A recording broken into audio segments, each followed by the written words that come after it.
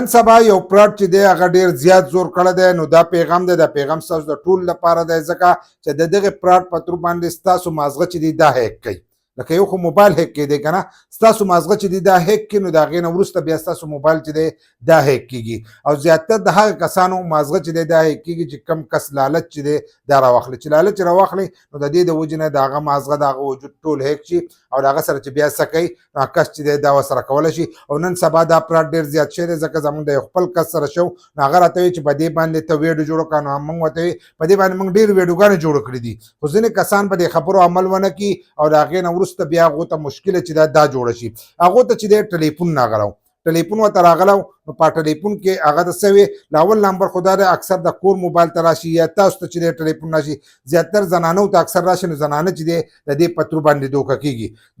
څوک کله چې د پیسو خبره موږ واورو، نو په دغه ځای کې اکثر موږ چې دی دوکه شو، ځکه لالچ چې دی دا موږ راواخلي.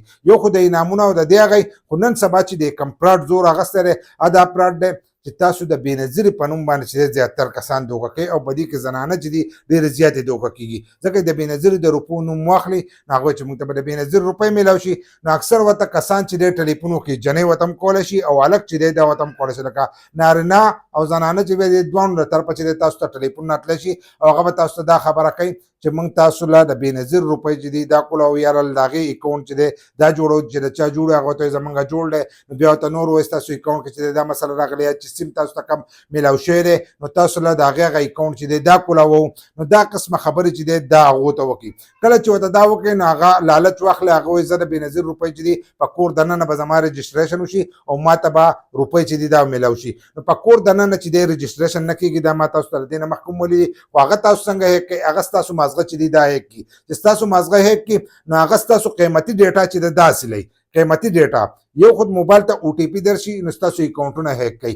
اکثر ستاسو د واتساپ اکاونټ هیک کړي، نو چې ستاسو د واتساپ اکاونټ هیک کړي، نو د هغې نه بیا نورو خلکو ته ټلیفون کوي. تاسو ته د کم نمبر نه کوي، یا په کم نمبر چې تاسو ته هغه ټلیفون کوي، هغه دغه نمبر چې دی دا هم پیک نمبر وي، دی هم د بل کس نمبر چې دی هغې راایستلی، د هغې په هغې باندې چې دی تاسو ته ټلیفون کوي. که تاسو دوکه کوي او تاسو دغه نمبر چې دی ټریس کوي، نو هغه نمبر به د یو کس وي، خو هغه به د دې فراډ نه چې دی خبر بنوي. نو دغه شان بیا ستاسو سره وکړي چې هغه پې کوم غلط کار کوي، نو هغه غلط کار چې دی هغه په تاسو پسې حسابېږي. نو د زیاتر کسانو د واتساپ اکاونټ چې دی دا هیک کوي، یا نور اکاونټونه چې دي دا پې کولوي، ځکه چې هغه د شناختي کارت ډیټا چې دا ستاسو نه اخلي. ځکه چې هغو ته وایي چې د شناختي کارت ډیټا چې دی دا راته ووایي، د شناختي کارت نمبر راته ووایي، دغه شانتې خپله پته، نوم، هر سره چې دی دا واخلئ. ځینې کسانو له خو پکې ستاسو نوم او هر سره چې دي دا هم معلومي، نو د هغې په تور باندې چې دی تاسو دوکه کوئ. نو دا فراډ چې دی نن سبا ډېر زیات شوی دی، او زیاتر کسانو ته چې دی دا ټلیفون راځي د بېنظیرې د دغه لپاره چې موږ تاسو له د بېنظیرې اکاونټ چې دی دا کولاوو.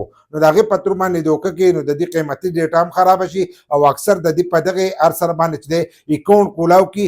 نور خلک چې دوکه کوي، نو د هغې نقصان چې دی هغه تاسو ته رسي. نو د دې فراډ نه چې دی ځان وساتئ. آنلاین چې دی دغه اکاونټونه نه کولاویږي، نه آنلاین چې دی د دې لپاره تاسو روپۍ ورکوئ، ځکه اکثر د ځینې کسانو نه روپۍ وایي. نو داسې نه چې ستاسو نه روپۍ وایي یا ستاسو اکاونټ چې دی دا هیک کړي، نو دغه کارونه آنلاین نه کېږي.